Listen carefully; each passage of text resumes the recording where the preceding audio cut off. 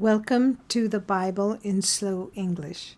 Today's reading is 1 Samuel 25, 23 through 44. When Abigail saw David, she hurried and got off her donkey and fell before David on her face and bowed herself to the ground.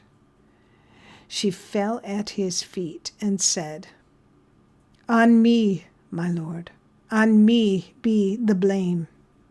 Please let your servant speak in your ears. Hear the words of your servant. Please don't let my lord pay attention to this worthless fellow Nabal. For as his name is, so is he. Nabal is his name, and folly is with him. But I, your servant, didn't see my lord's young men whom you sent. Now therefore, my lord, as Yahweh lives, and as your soul lives, since Yahweh has withheld you from blood guiltiness and from avenging yourself with your own hand, now therefore let your enemies and those who seek evil to my lord be as Nabal. Now this present which your servant has brought to my lord, let it be given to the young men who follow my lord. Please forgive the trespass of your servant.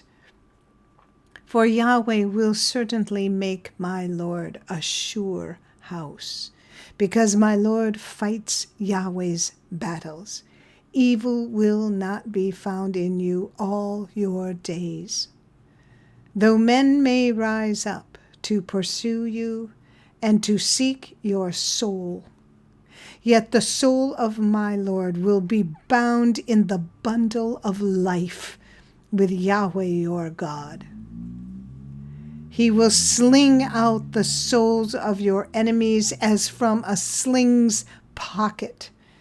It will come to pass, when Yahweh has done to my Lord according to all the good that he has spoken concerning you, and has appointed you prince over Israel, that this shall be no grief to you, nor offense of heart to my Lord, either that you have shed blood without cause, or that my Lord has avenged himself.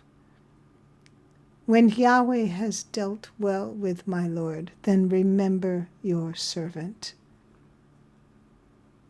David said to Abigail, "Blessed is Yahweh, the God of Israel, who sent you today to meet me. Blessed is your discretion, and blessed are you, who have kept me today from blood guiltiness, and from avenging myself with my own hand. For indeed, as Yahweh, the God of Israel, lives, who has withheld me from harming you, unless you had hurried and come to meet me, surely there wouldn't have been left to Nabal by the morning light so much as one who urinates on a wall." So David received from her hand that which she had brought him. Then he said to her, "Go up in peace to your house. Behold, I have listened to your voice and have granted your request." Abigail came to Nabal, and behold, he held a feast in his house like the feast of a king. Nabal's heart was merry within him, for he was very drunk. Therefore she told him nothing until the morning light. In the morning, when the wine had gone out of Nabal, his wife told him these things, And his heart died within him, and he became as a stone. About 10 days later, Yahweh struck Nabal so that he died. When David heard that Nabal was dead, he said, "Blessed is Yahweh, who has pleaded the cause of my reproach from the hand of Nabal and has kept back his servant from evil. Yahweh has returned the evil doing of Nabal on his own head." David sent and spoke concerning Abigail to take her to himself as wife.